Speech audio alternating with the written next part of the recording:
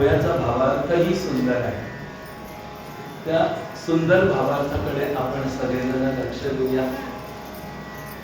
जे आपण पठण करीत आहोत, जे आपण श्रवण करीत आहोत, जे आपण मनन करीत आहोत आणि ज्याचा आपण अंगीकार स्वीकार केला ते असामान्य आहे. जे आपलं स्वरूप विद्युत लहरीचं आहे, ऊर्जा, पॉवर, ज्याच्यामध्ये कोणताही शोक, कोणताही भय, कोणतीही चिंता, कोणताही शोक, कोणतंही दुर्गुण थांबत नाही. जसं अग्नी पेटल्यानंतर कचरा कोणताही थांबत नाही, अशा ठिकाणी हे अज्ञान राहत नाही. ते ज्ञान स्वरूप रूप आपलं आहे आणि तेच आपलं स्वरूप आपण हरवून गेलो या जन्म मृत्यूच्या कलियुगाच्या प्रभावात. आणि ते परत आपल्याला मिळवून द्यायचं आहे आणि मिळवून देण्याचा प्रयत्न पारब्रह्म परमेश्वर नवनाथ रूपाने आणि महाविष्णूचे अवतार ज्ञानेश्वर महाराज रूपाने आणि आणखीनही भविष्यकाली येईल त्यात वेगवेगळ्या रूपाने आपल्याला जागृत ठेवण्याचा, जागृत करून आपलं हरवलेलं पुन्हा मिळवून देण्याचा ते तर प्रयत्न करीत आहेत, करीत राहतील. पण तुम्ही आम्ही आपलं सत्य जाणण्यासाठी प्रयत्न करीत आहोत का? मोठा प्रश्न. उत्तर द्या.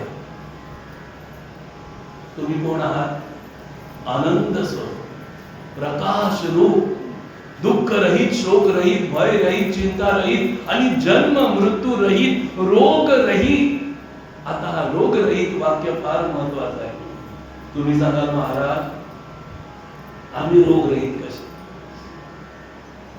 पहा जरा स्वतः, तुम्ही रोग रहित कसे आहात? तुम्ही पाहता तो भाग पापातून निर्माण झालेल्या भयानक रोगाचा आहे.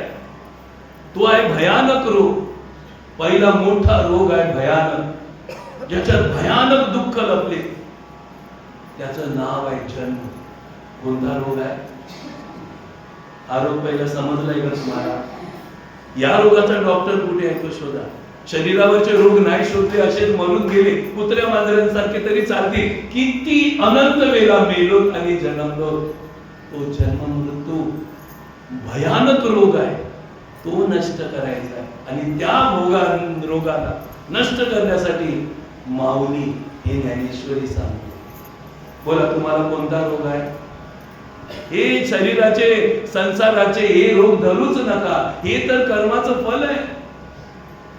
जे तुम्ही आम्ही कर्म करतो ना, त्या कर्माचं हे फल आहे. सासू कर्माचं फल, सून कर्माचं फल, धीर कर्माचं फल, धीरानी कर्माचं फल, गाव कर्माचं फल, कुटुंब कर्माचं फल, जन्म कर्माचं फल, परिस्थिती कर्माचं फल. हे फल तर आपल्याला भोगायचंच आहे, जशाच तसे राहायचं आहे. पण आपण आपल्याला मानव जन्म, जो बहुमूल्य जन्म, 84 लक्ष जन्मातून बहुमूल्य हिरे तुल्य जन्म मिळालेला आहे. तर त्या हिरे तुल्य कर्माला आपण जाणलं पाहिजे.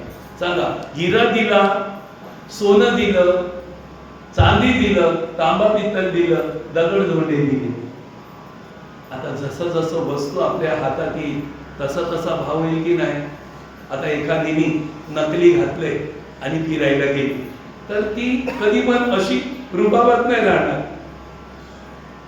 नकली आहे ना, मनातून खचलेली आहे पण बाहेरून खोटा भाव दाखवते. मावो काय म्हणजे माझं पण. पण त्याच जागेवर जर तिने असली घातलं, आता सांगा, आतून पण आणि बाहेरून पण रुबाबच रुबाब. रामकृष्ण हरी बोलावंच काय? तसं आपण आतून पण रुबाबदार आहोत आणि बाहेरनं पण इंद्रियानिशी रुबाबदार आहात. कारण आपण रुबाबदार होतो, रुबाबदार आहोत आणि रुबाबदार राहू. आपण अमर होतो, अमर आहोत, अमर राहू. आपण प्रकाशमय होतो, प्रकाशमय आहोत आणि प्रकाशमय राहू. आपण आनंद स्वरूप होतो, आनंद स्वरूप आहोत आणि आनंद स्वरूप राहू. पण वरचं हे कर्माचं जे फल आले, त्या कर्माच्या फलाला आपण समजून घेत नाही. समजून घेण्याचं ज्ञान आपल्याला सत्संग देते. ही एक कर्म फलामध्ये बांधलेलं, आपल्याला जकटलेलं आपलं कर्मफल आहे. याला मानू नका, त्याला भोगून निघा. भोगून निघाला तर एक बाईचा 5, 6, 7, 8 वर्षाचा मुलगा मेला होता. ती तर आपलं प्रेत कोणाला देतच नव्हती, प्रेत कोणालाच देत नव्हती. अरे आई द्या, हे प्रेत आता घरात ठेवून चालणार नाही, पण देत नाही. तिला वाटलं माझा पोरगा जिवंत हो. ती एका महात्म्याकडे गेली मुलाला घेऊन, महात्मा माझ्या मुलाला जिवंत करा, माझ्या मुलाला जिवंत करा, माझ्या मुलाला जिवंत करा. महात्मा सांगतात जिवंत करून तू काय करशील? तर मी माझ्या पुत्राचं परत स्नेह तयार करेन. म्हणे तू तुझा पुत्रच नव्हता, तुझं ते कर्मफल होतं. वास्तविक गेल्या जन्मात तू केलेलं होतं ते तू द्यायला आलेला शत्रू रूपाने होता. नाही, तो माझा पुत्र होता. बघ, तुला बघायचं आहे तर घे. तुझ्या पुत्राच्या आत्म्याला मी इथे आणतो. आणि आणलं, आत्म्याला सांगितलं की तू कोण आहे? हिचा मुलगा आहेस का? तर तो आत्मा सांगतो नाही, मी हिचा शत्रू आहे. गेल्या जन्मात हिने मला त्रास दिला होता. माझी ही सावत्र आई होती, मला दुःख देत होती, मला त्रास देत होती, मला फार हैराण करत होती.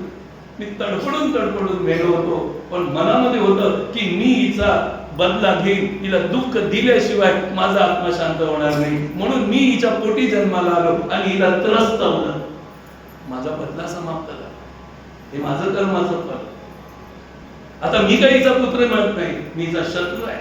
आता सांगा, कोणी आपला भाऊ शत्रू आहे, कोणी बहीण शत्रू आहे, कोणी सासू शत्रू आहे, कोणी सूनबाई शत्रू आहे. अरे ही कर्मामध्ये आपलं काही नाही. आणि जर कोणी आपलं मित्र आहे, पती आपल्यावर प्रेम करतो, तर गेल्या जन्मात आपण कोणाला तरी प्रेम दिलंय म्हणून पती प्रेम देतोय. सासू आपल्याला प्रेम करते, तर गेल्या जन्मात आपण कोणाला तरी प्रेम दिले म्हणून सासू प्रेम करते. सूनबाई जर प्रेम करते, तर गेल्या जन्मात आपण प्रेम दिले म्हणून प्रेम देते. जर या संसारात कुटुंब समाज आपल्याला प्रेम देत नसेल, तर आपण प्रेम पेरलंच नाही. आणि जर सर्वांपासून प्रेम मिळत असेल, तर आपण प्रेम पेरलेलं आहे. पेरायला शिका. पेरल्याशिवाय खणता येणार नाही, आणि खणल्याशिवाय लावता येणार नाही, आणि लावल्याशिवाय निगा राखता येणार नाही, आणि निगा राखली तर येईल, आणि आल्याशिवाय खाता येत नाही. खायचं आहे, पण किती मोठा प्रोग्राम करायचा आहे. लगेच घेऊडी आणि तुपाने रूप नाही मिळत. पहिला ओळखायला शिका की आपले कर्म आपण भोगतोय.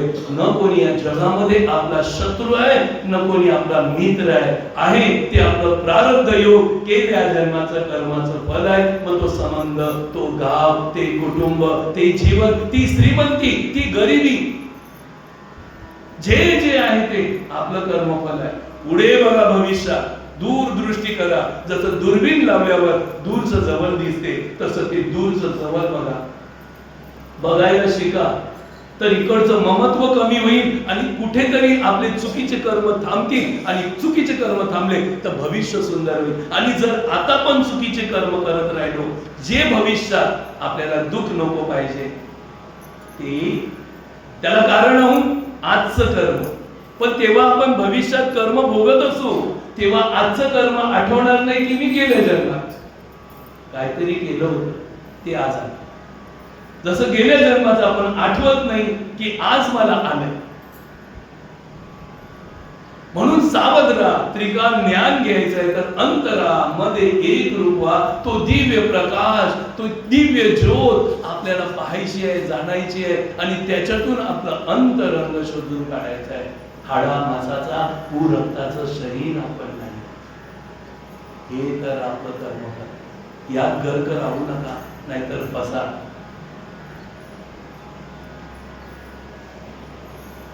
जशी एखादी वेश्या नटून आली, तर तिला आपली पत्नी समजू नका, ती तुम्हाला लुटून दे. पण एखादी साधी सुधी मंगलसूत्र घालून, कुंकू लावून, कशी बशी साडी नेसून आपल्या पतीची सेवा करायला आली, तर तिला पती समजा, तो तुमची पत्नी समजा, तो तुमचा स्वधर्म आहे. स्वधर्म आचरणात जरा कठीण आहे, वृक्ष आहे, खंत वाटे, मौज नाही त्याच्यात, पण तो स्वधर्म तुम्हाला तारे. आणि अधर्म किती रुचकर आहे, प्रसन्न आहे, आणि चकचक करून रूप धरून आलाय, पण तो तुम्हाला दुःख देईल.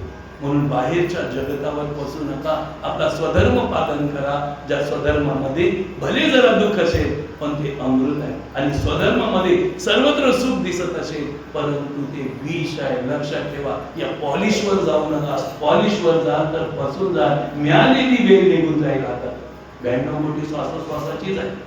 21,000 कमी होता ते लक्षात ठेवा, आणि त्यावर आपला अधिकार गाजवा. एक एक श्वास मी माझ्या स्वधर्मात, नीतीत, न्यायात, सत्यात आणि माझ्या पारब्रह्म परमेश्वर प्राप्तीच्या भक्तीतच लावेल. काम काज करता उठता बसता देता घेता हमेशा सावध राहीन. जसं गाडी चालवणारा रस्त्यावर तेवताच असतो, तशी जीवनरूपी गाडी चालवताना तेवते राहा, सावध राहा, गर्क नका हो. गर्क व्हाल तर फसाल.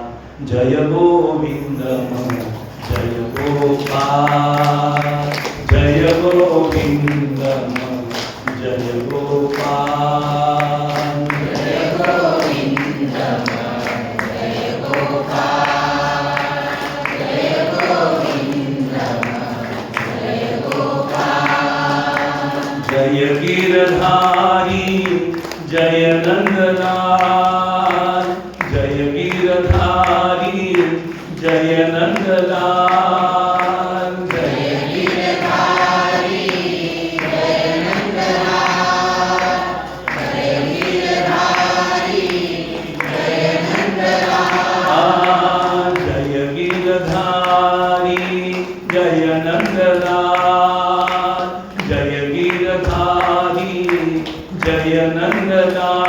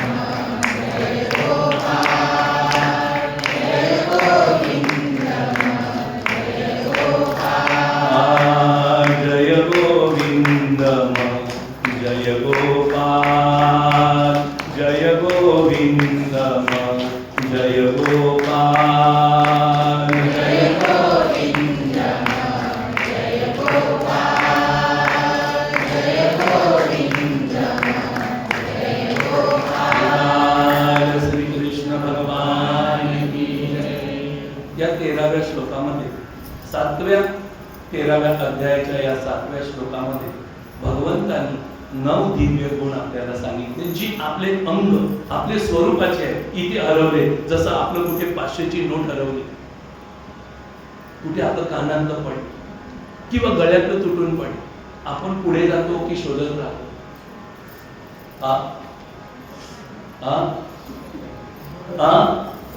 बोला ना माझ्या बाबा. शोधत राहतो ना. हा स्वभाव. ते सोनं, ते कानातलं, ती 500ची नोट पडली तर शोधत. आता सांगा, हे दिव्य 9 गुण आपले हरवलेत या जगामध्ये. शोधायचे नाही, शोधायचे नाही का? मग शोधता ते आपले आहेत, आपल्याला माहितीच नाही, फक्त आपली. समजलं ना? तिथेच आपलं लक्ष. जे आपलं मिळतच नाही. मी हमेशा सांगत आलो, तुम्हाला याचं टोचलेलं वाटतं, तुम्हाला वाटतं कोण सासू असेल आम्हाला बोलते, सासू सुनबाईमध्ये आम्हाला बोलते, धीर असेल आम्हाला बोलते, भाऊ अरे मी तुम्हाला बोलत नाही. लक्षात ठेवा, सत्य मांडतो. यानेच आपल्याला फसवतो आणि जन्म निघून जाणार आहे. गाव पण आपला नाही, गावातली जमीन पण आपली नाही, दाग दागिने काही नाही, नाती गोती काहीच नाही. पुढे बघा, पुढे आपल्या कर्माची फलं आपल्या बरोबर येणार. बोलतो असं मानू नका, उलट बोलतो तर चांगलं आहे. समजतं येईल, बोट दाखवतो आपल्यावर, आपल्या चुकावर. चुकांवर बोट दाखवणाऱ्याचा राग येतो. पण तुम्हाला असा गुरु मिळालाय जो तुम्हाला जागवतो. त्या जागा असे तुम्हाला जागवणारे मिळणार नाही. तुम्हाला नंदीबैल बनवून ठेवणारे, गुलाम बनवून ठेवणारे, मुक्त करणारे नाही. लक्षात आलं का? तुम्ही जिथे आहात तिथे मुक्त आहात. ज्ञानेश्वर महाराज हमेशा आपली मुक्ती कशी आहे ते सांगतात. आणि या मुक्तीची नवलक्षण आहे. ही नवलक्षणं संपूर्ण मस्त सुंदर रीतीने मांडलेली आहेत. अमानित्व व दंभित्व, बोला अहिंसा शांती आर्जवम, आचार्योपासनं शौचम, स्थैर्यम् आत्मविनिग्रह. यामध्ये 9 गुण दिव्य सांगितलेले आहेत. आज तुम्हाला 15 मिनिटं जास्त झाली तर चालतील का? प्रश्न आहे. नाही बोला तर 9 वाजता सोडतो, कारण विषय फार सुंदर आहे. मला फार आनंद आलेला आहे. तुम्हाला? मला फार हर्ष झालाय. तुम्हाला? असो, जे काय आहे 9 ते 9च नको. बरं, चला. तर इथे 9 गुण सांगितले. पहिला गुण सांगितलाय अमानित्वम. अमानित्वम म्हणजे मानित्वम, मानित्वम म्हणजे मी मोठा आहे, मी विद्वान आहे, मी हा सगळ्या गोष्टीमध्ये मी करणारा, मी केलं, मी करणार, हे न करणारा अमानित्वम. मान प्रतिष्ठा वगैरे काही घेत नाही, करतो पण मोठेपणा घेत नाही, त्याला सांगितलं अमानित. आता याच्यात आपण बसतो का? मोठा प्रश्न आहे. बसत नसू तर आपला गुण हरवला, आणि बसत असू तर आपण मिळवला, आपण शोधलं आपलं धन. मोठेपणा करू नका. सोप्यातून सोपं, रहस्यातून रहस्य, कोणत्याही गोष्टीचा मोठेपणा करू नका. बस सगळ्यांशी नम्र राहा. दुसरा गुण सांगितलंय अधंबित्व, म्हणजे ढोंग करणं. काय करणं? जे आपल्याला केलंच नाही, प्राप्त केलंच नाही, पण त्याचा आव घालणं, मोठेपणा दाखवणं. काही जण तर सिगारेट पीत फिरतात, गळ्यात सोन्याची चैन घालतात की आमच्या घरात अवराय कवराय, पण घरात बघितलं तर काहीच नसते, सगळं विकलेलं असते, फक्त थोडस असते त्याचा रुबाब, खोट्याचा रुबाब दाखवणं, ढोंग करणं. जसं मी आता मोठा ज्ञानी आहे, ढोंग असं नाही.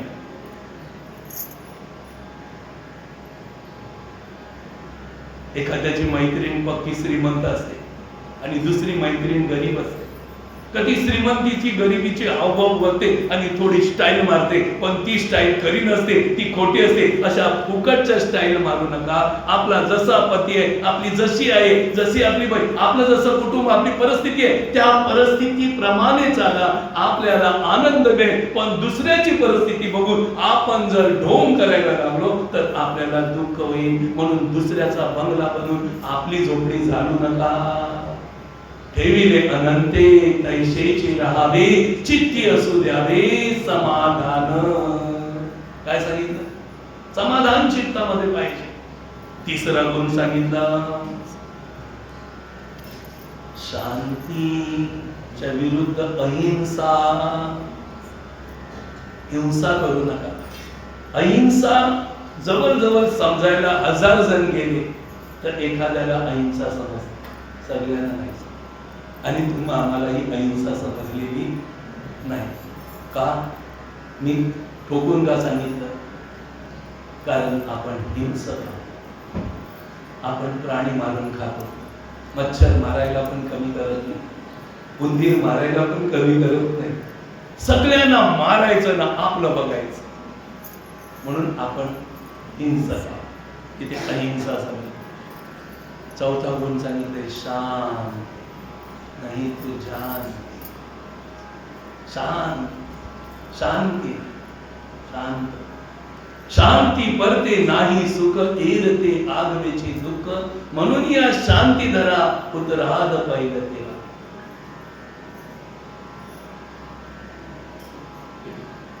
जे झालं चांगलं झालं, जे होत आहे चांगलंच होत, आणि जे होणार आहे ते पण चांगलं होणार. करणारा कोण आहे? मी करणारा असेल तर न, करणारा तर परमेश्वरच आहे. सांगा, चेतन स्वरूप परमात्मा तुमच्या आमच्या शक्तिशाली जीवनाचा आधार आहे.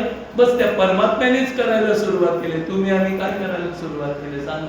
हवा, अग्नी, वायू, आकाश, सूर्य, चंद्र, तारे, नक्षत्र, ग्रह ही सगळी जीवनशैली त्या परमात्म्याची रचना आहे आणि तो वेगवेगळ्या रूपाने नटतो. जर आज 4 महिने पाऊस नाही पडला तर मुंबई सगळी बाहेर गावाला जाईल. ज्यांच्याकडे पैसे ते विमानं बसून विदेशाला जाते. मग तुम्ही आणि म्हणून जा. पण त्या देवाला किती काळजी आहे. तो टायमाला पाऊस पाडतो. करणारा कोण आहे? पाऊस पाडणार आहे की तुम्ही? भगवंत की तुम्ही? मग करणारा कोण? म्हणून करते मनाचा अभिमान नसणे शांत राहा. बरं चला एकादशी महात्म्य आपण वाचूया. श्रीराम जय राम जय जय राम. श्रीराम जय राम जय जय राम. श्रीराम जय राम जय जय राम. श्रीराम जय राम जय जय राम. श्रीराम जय राम जय जय राम. श्रीराम जय राम जय जय राम. श्रीराम जय राम जय जय राम. श्रीराम जय राम जय जय राम. श्रीराम जय राम जय जय राम. श्रीराम जय राम जय जय राम. श्रीराम जय राम जय जय राम. श्रीराम जय राम जय जय रामचंद्र भगवान की जय. चला थोडेसे हसून दाखवा. चेहरा हसता असे खुश राहा. काय घेऊन नाही आलो, काय घेऊन जाणार नाही. अटलचा अटल नुसतं काय प्रसन्नता तयार करा आपल्यामध्ये. जो आत्मभाव आहे तो जागृत करा. हसा हसा.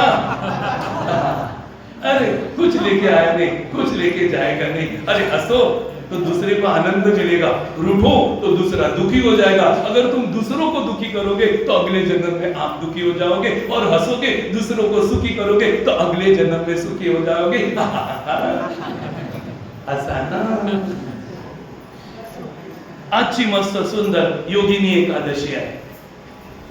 धर्मराज युधिष्ठिर भगवान श्रीकृष्णांकडे प्रश्न करतात. ते असे म्हणतात की वासुदेव, ज्येष्ठ महिन्याच्या कृष्ण पक्षात कोणती एकादशी येते?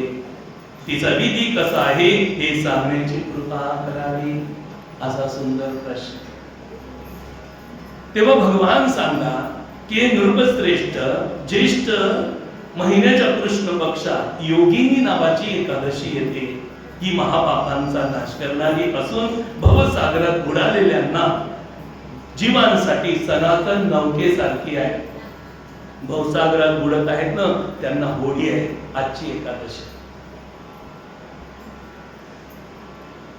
पुढे या एकादशीचं महत्व म्हणजे महानतम काय एका कथेद्वारे सांगितलं. कथा सांगतात भगवान. अलकापुरीचे राज कुबेर सदैव महादेवांच्या भक्तीत तत्पर राहत असत. त्यांचा हेममाली नावाचा एक यक्ष सेवक होता. तो त्यांच्या पूजेसाठी रोज फुले आणत असत. हेममालीच्या पत्नीचे नाव होते विशालाक्षी.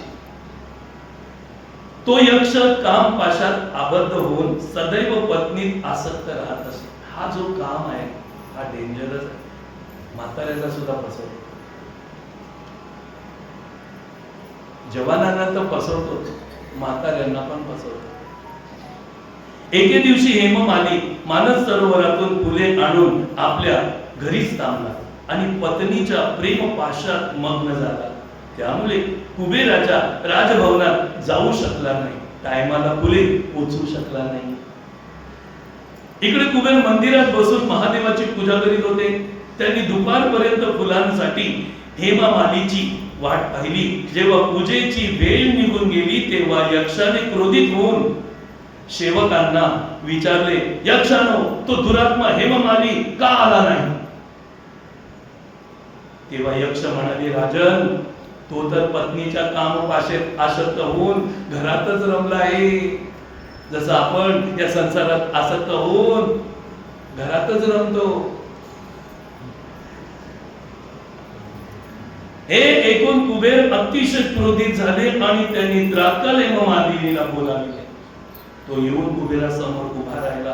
त्याला पाहून कुबेर म्हणाला, अरे पापी दृष्ट दुराचारी, तू भगवंताचा अपमान केला आहे म्हणून तू कोणी हो आणि तुझ्या या प्रिय पत्नीपासून दूर राहून जा. असा शाप दिला. त्याखाली शाप लागत होता. लक्षात ठेवा, जे शांत राहतात, स्वस्थ राहतात, आनंदित राहतात, प्रसन्न राहतात, भगवंताचं नामस्मरण करतात, त्यांची निंदा नका करू, त्यांचा द्वेष नका आणि त्यांच्या नजरेसमोर वाईट कृत्य आणू नका. एखाद वेळी त्याच्या मनात काय आलं आणि तोंडातून बोललं तर ते आपल्या अंगावर येईल, कारण खरं होईल. कारण शक्ती, ज्याने पावर प्राप्त केले त्याच्या अंगामध्ये शक्ती असते आणि चुकून त्यांनी बोलले याचं वाईटच होईल तर मग वाईटच होईल. म्हणून कोणाला दुखू नये. कोण कसा असेल या कलियुगामध्ये सांगताय. खास करून मी, माई निंदा करू नका, खास करून माझा द्वेष करू नका. मी तर तुम्हाला काही शाप नाही देणार, पण भगवंत आपोआप दे, ट्रान्सफर करेल, टुक टुक टुक असं. कुबेराच्या शापामुळे तो स्वस्तारापासून पतित झाला. कोड्यांमुळे त्याच्या सर्वांगाचा दाग होऊ लागला, परंतु शिवपूजेच्या प्रभावाने त्याची स्मरण शक्ती पूर्ववत राहिली. त्यानंतर तो पर्वतामध्ये श्रेष्ठ मेरुगिरीच्या शिखरावर गेला. तेथे त्याला मार्कंडेय मुनींचे दर्शन झालं. पापी यक्षाने मुनींच्या श्रीचरणी नतमस्तक झाला. त्याच्या भीतीमुळे थरथर कापत असलेल्याला पाहून मार्कंडेय मुनी म्हणाले, अरे तुला ही कोड कशी काय आली? असं तुझं काय कर्म झालं? असं काय खाल्लं पिल्लं? खाल्लं पिल्लं नव्हतं, केलं, मन तोडलं असं. यक्ष म्हणाला, मुनी तुम्ही कुबेराचा सेवक हेममाली आहे. दररोज मानस सरोवरातून फुले आणून शिवपूजेच्या वेळी कुबेरांना देत असे. एके दिवशी पत्नी सहवासाच्या सुखात रमल्यामुळे मला वेळेचे भानच राहिले नाही, म्हणून राजाधिराज कुबेरांनी क्रोधित होऊन मला शाप दिला. त्यामुळे मी कोडी होऊन मी माझ्या प्रिय पत्नीपासून दुरावलो गेलो आहे. हे मुनी श्रेष्ठ, संतांचे चित्त स्वाभाविकच परोपकारात करत असते. संत हे हमेशा दुसऱ्यांवर उपकार करायला येतात, स्वतःवर. त्यांना भगवंताने त्याचसाठी पाठवलेलं असतं आणि पॉवर दिलेली असते, जा लोकांचं कल्याण, परोपकार करायसाठी. म्हणून त्यांच्यावर कोणी अपकार केले तरी संत रागवत नसतात. उदाहरणार्थ घ्या, ज्ञानेश्वर माऊली, तुकाराम महाराज, एकनाथ महाराज, महाराष्ट्राचे महान संत होते. लोकांनी त्यांना त्रास दिला, पण त्यांचा त्यांनी त्रास मानून नाही घेतला, उलट त्यांच्या कल्याणासाठी दिले. हा महाराष्ट्राचा भाग आहे, या महाराष्ट्राची माती आहे. या मातीतून आपलं देह तयार झाले आणि या देहाच्या स्वभावात मन नांदते. तुम्ही सांगा, तुम्ही आम्ही पण तसंच वागलं पाहिजे. असो, परोपकारात रत असतात हे जाणून माझ्यासारख्या अपराध्याला कर्तव्याचा एखादा उपदेश द्या, ज्याच्याकडून माझ्यावरची संकट सर्व निवारण होतील. असा हेममाली मार्कंडेय मुनींना म्हणाले. तेव्हा मुनी म्हणाले, तू इथे खरे बोललास, म्हणून मी तुला कल्याणदायी व्रताचा उपदेश देतो. तू ज्येष्ठ महिन्याच्या शुक्ल पक्षातील योगिनी एकादशीच्या व्रताचा अधिष्ठान कर, उपवास कर, व्रत कर. या व्रताच्या पुण्याने तुझे कोड निश्चितच दूर होतील. आता असं मार्कंडेय मुनींनी सांगितल्यानंतर हेममालिनी मनावर घेतले आणि मग भगवान श्रीकृष्ण युधिष्ठिराला सांगतात की हे राजन, मार्कंडेय मुनींच्या उद्देशानुसार त्यांनी योगिनी एकादशीचं विधिवत व्रत केलं, त्यामुळे त्याचे कोड दूर झाले. या उत्तम व्रताचे अनुष्ठान केल्याने तो पूर्ण सुखी झाला. हे नृपश्रेष्ठ, हे योगिनी एकादशीचे व्रत असे पुण्यशाली आहे की 88,000 ब्राह्मणांना भोजन करविल्याचे फळ आजच्या एकादशीने मिळते. 88,000 ऋषी मुनींना, ब्राह्मणांना भोजन केल्याचं फळ आजची एकादशी धारण केली तर मी तर करणार आहे, तुम्ही. तेच फल योगिनी एकादशीचे व्रत करणाऱ्या मनुष्याला मिळते. योगिनी महापातकांचा नाश करणारी आहे आणि महान पुण्य फल देणारी अशी एकादशी आहे, म्हणून तिचा जय जयकार होणं गरजेचं आहे. बोला, योगिनी एकादशी माते की जय. योगिनी एकादशी माते की जय. योगिनी एकादशी माते की जय. आता याचं पठनाचं फल सांगितलं. हे महात्म्य जो पठन करतो म्हणजे मी, आणि श्रवण करतो तुम्ही. जो पठन करे आणि श्रवण करी त्याला सर्व पातकातून मुक्ती. 0 0 0 0 पातक. आतापासून तुम्ही 0 पातकी झाले. आता पातकच नका करू. गावात एकदम जाऊन मौन राहा, जरा हातपाय आवरून राहा, करू का नको करू. पातका आता करणार. 0 0 केली या पठनाने. किती मस्त आहे ना आपली एकादशी सत्संग. भले काही असो, पण तो एकतर सहस्त्र गोदानाचं फल देतो, अग्निष्टोम यज्ञाचं फल देतो, वाजपेयी यज्ञाचं फल देतो, अश्वमेध यज्ञाचं फल देतो, किंवा पापातून मुक्त करतो, किंवा हजारो हजारो ऋषी मुनींना भंडारा देण्याचं फल देतो. अशी देणारी एकादशी मातेचा जय जयकार करायला तुम्ही अद्याप का. एकादशी माते की जय. चला, आजचा हा आपला सत्संग येथपर्यंत भगवंताच्या श्रीचरणी समर्पित. आता मी तुम्हाला काही सूचना सांगतो.